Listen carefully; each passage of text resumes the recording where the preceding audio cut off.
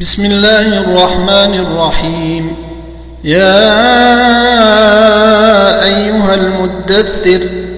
قم فأنذر وربك فكبر وثيابك فطهر والرجز فاهجر ولا تمنن تستكثر ولربك فاصبر فإذا نقر في الناقور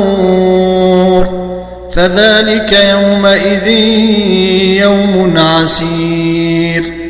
على الكافرين غير يسير. ذرني ومن خلقت وحيدا وجعلت له مالا ممدودا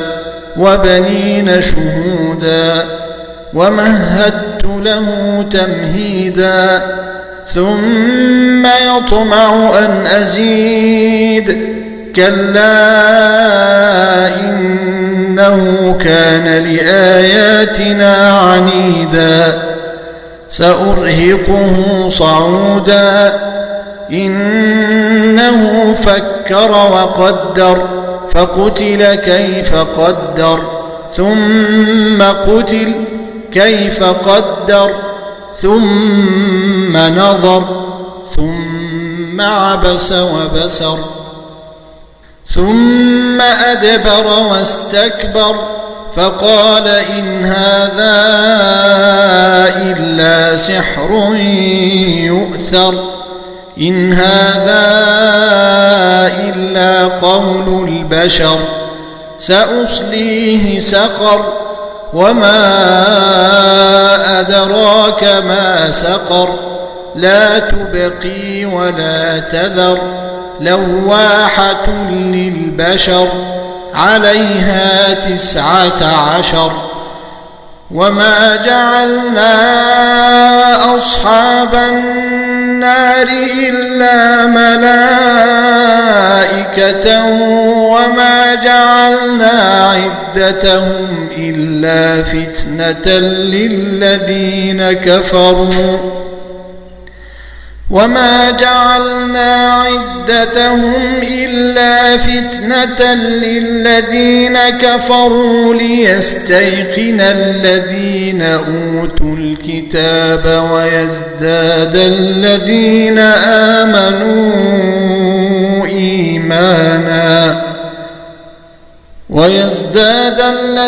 آمنوا إيمانا ولا يرتاب الذين أوتوا الكتاب والمؤمنون وليقول الذين في قلوبهم مرض والكافرون ماذا أراد الله بهذا مثلا كذلك يضل الله من يشاء ويهدي من يشاء وما يعلم جنود ربك إلا هو وما هي إلا ذكرى للبشر كلا والقمر والليل إذ أدبر والصبح إذا أسفر إنها لإحدى الكبر نذيرا للبشر لمن شاء منكم أن يتقدم أو يتأخر كل نفس بما كسبت رهينة إلا أصحاب اليمين في جنات يتساءلون عن المجرمين ما سلككم في سقر قالوا لم نك من المصلين ولم نك نطعم المسكين وكنا نخوض مع الخائضين وكنا نكذب بيوم الدين حتى حتى أتانا اليقين فما تنفعهم شفاعة الشافعين فما لهم عن التذكرة معرضين كأنهم حمر مستنفرة فرت من قسورة بل يريد كل امرئ منهم أن يؤتى صحفا منشرة كلا بل لا يخافون الآخرة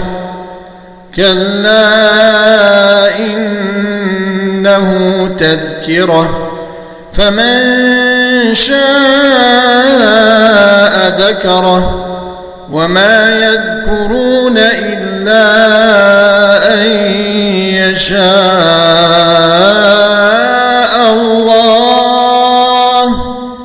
هو أهل التقوى وأهل المغفرة